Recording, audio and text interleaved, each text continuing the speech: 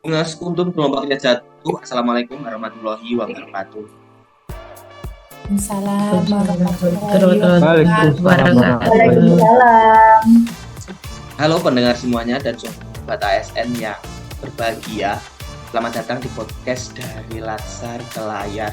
Kali ini kita akan berbincang santai tapi tetap bermakna dengan tema bahasan berupa peran bela negara dalam pelayanan publik. Dengan saya Kurniawan Prabowo Prayogo selaku host pada segmen podcast kali ini. Dan tentunya saya tidak sendiri, kali ini saya ditemani oleh teman-teman saya yang sangat ciamik, keren, yang menjadi narasumber pada segmen kita kali ini. Ada Mas Danang, Mbak Yuni, Mbak Endang, dan Mbak Siti Uswatuwangsana. Selanjutnya mungkin kita langsung masuk saja pada materi bahasan yang pertama. Mungkin untuk yang pertama kali saya ingin bertanya dulu terkait bagaimana sih, ini kepada Mas Danang ya, ini bagaimana menurut Mas Danang makna bela negara di instansi Mas Danang itu sendiri. Mas Danang. Oke, baik. Kalau bagi saya, bela negara adalah melayani dengan jujur, transparan, dan disiplin, dengan melakukan pelayanan yang cepat dan adil pada masyarakat. Itu merupakan bentuk pengabdian kami, nanti saya di kantor Kelurahan Blitar kepada masyarakat. Tentunya dengan dedikasi dan kontribusi positif bagi bangsa dan negara secara umum. Terima kasih. Dan berarti fokus pada pelayanan publik yang prima. Selanjutnya mungkin saya ingin bertanya lagi kali ini pada Mbak Endang yang base-nya di Pemasbang.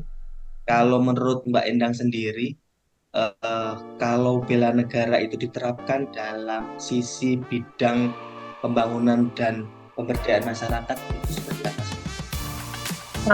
Di bidang Pemasbang sendiri, bela negara itu kami wujudkan dengan pembangunan fasilitas umum yang bermanfaat bagi warga serta memberdayakan masyarakat agar mandiri.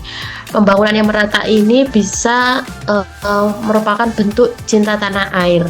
Partisipasi masyarakat juga menjadi bentuk dari cinta tanah air dan bela negara ini. Seperti itu. Terima kasih dan dalam pembangunan masyarakat. Selanjutnya mungkin saya akan beralih ke Mbak Uswatuwangsana yang berada di bidang kesejahteraan rakyat. Mungkin jadi dijawab Mbak, bagaimana kalau bela negara sendiri dipandang dari sudut pandang kesejahteraan? Terima kasih. Untuk di bidang Kesra itu sendiri, kami mengutamakan pelayanan sosial seperti bantuan untuk warga yang kurang mampu, seperti santunan kematian, seperti itu. Khususnya untuk di Kota Blitar ini ada program bantuan namanya Rastrada. Itu program bantuan kesejahteraan bagi rakyat yang kurang mampu, seperti itu. Oke, bukan dengan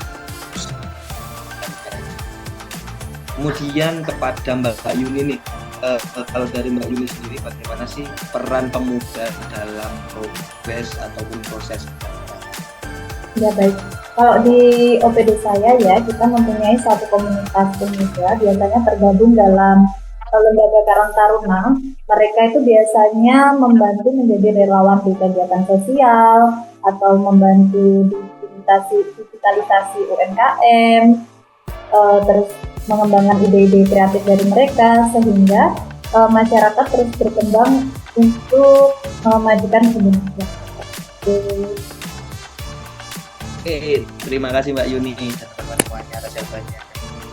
Jadi selanjutnya pada segmen yang kedua saya ingin bertanya berkaitan dengan tantangan dan solusi terkait bela negara itu. Nah, kalau untuk tantangan yang dihadapi dalam proses perwujudan bela negara itu apa saja dari mana? Kemudian solusinya juga baik. Baik Mas, bagus dan rekan-rekan sekalian. Oke, tentunya tantangan utama yang saya hadapi dan yang saya temukan di kantor kelurahan adalah terkait keterbatasan SDM bagus dan rekan-rekan sekalian. Jadi jumlah pegawai yang kadang tidak sebanding dengan banyaknya program-program dan juga pelayanan rutin yang diberikan di kantor kelurahan. Nah, impact-nya beban kerja menjadi sangat berat dan pelayanan mungkin bisa menghambat. Solusinya, mungkin kami harus mendorong peningkatan kompetensi ASN yang baik dengan melalui fintech, pelatihan, penggunaan teknologi digital di instansi, dan pembagian tugas yang lebih efektif dan efisien. Dan dengan begitu, semangat bela negara tetap terjaga, karena pelayanan bisa berjalan cepat, dan optimal. Itu, Mas. Baik, terima kasih Mas Dana. Mungkin bisa dilanjut oleh Mbak Endang dengan pertanyaan sama.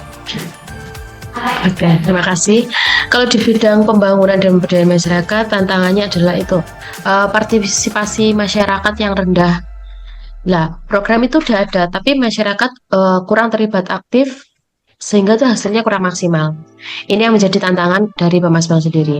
Solusinya adalah kita itu memperbanyak sosialisasi serta melibatkan tokoh masyarakat, baik itu tokoh agama, tokoh pemuda maupun dari RT RW, dan membuka ruang kolaborasi untuk berbagai pihak untuk melakukan sosialisasi hal ini. Dengan begitu itu warga merasa itu memiliki program yang kita jalankan, sehingga pembangunan itu lebih berkelanjutan, optimal, dan juga kemajuan bersama itu bisa kita ciptakan. Gitu. Oke, terima kasih Mbak Enda. Selanjutnya dengan pertanyaan sama, monggo Mbak Uswatu bisa menjawab. Terima kasih. Kalau untuk di bidang kesejahteraan rakyat itu tantangan terbesarnya adalah banyaknya kebutuhan sosial sementara anggarannya terbatas. Selain itu, data penerima bantuan kadang tidak akurat sehingga menimbulkan ketidakadilan. Solusinya adalah kami melakukan pemutakhiran data warga secara berkala, yaitu menggandeng RT RW untuk verifikasi dan memprioritaskan program bantuan agar tepat sasaran. Dengan cara itu, kami bisa mewujudkan bela negara dalam bentuk nyata. Seperti itu. Oke, terima kasih Mbak Enda. Selanjutnya Mbak Yuni, bagaimana dengan peran pemuda, solusi tantangannya apa nih? Monggo. Baik, menurut generasi muda, mungkin ikut dalam keterlibatan di kelurahan itu sesuatu yang kurang menarik, tidak relevan, atau kuno, jadul, kudet seperti itu. Nah, kami itu berencana mengajak para lembaga-lembaga itu mengadakan kegiatan yang lebih fun namun tetap bermanfaat, seperti mengadakan outbound ataupun lomba-lomba, dan seperti itu antara seluruh generasi yang kita ampu akan menjadi satu untuk mengabadikan energi muda dalam kepentingan masyarakat. Yang lebih seperti itu, Mas Bagus. Oke, terima kasih Mbak Yuni. Terima kasih juga buat teman-teman semuanya yang sudah mengisi obrolan kita pada segmen kali ini. Jadi kalau boleh saya simpulkan, bela negara selama ini tidak hanya berfokus pada angkat senjata, perang gerilya ataupun perbuatan ataupun senjata fisik, tetapi juga bentuk-bentuk pelayanan publik yang prima, transparan, dan juga tetap integritas. Itu juga merupakan sebagai aspek wujud bela negara. Semoga semangat bela negara dari teman-teman ASN di kecamatan maupun di kelurahan ini bisa menyebar ke seluruh penjuru negeri, sehingga ASN yang berintegritas bisa terwujud di pemerintah Republik Indonesia. Terima kasih untuk semuanya yang sudah mendengarkan dan juga sudah menyimak podcast dari Latsar ke Layar pada segmen kali ini. Kita akan bertemu lagi pada podcast ataupun bincang-bincang selanjutnya. Stay tune dan terima kasih semuanya. Terima kasih. Terima kasih.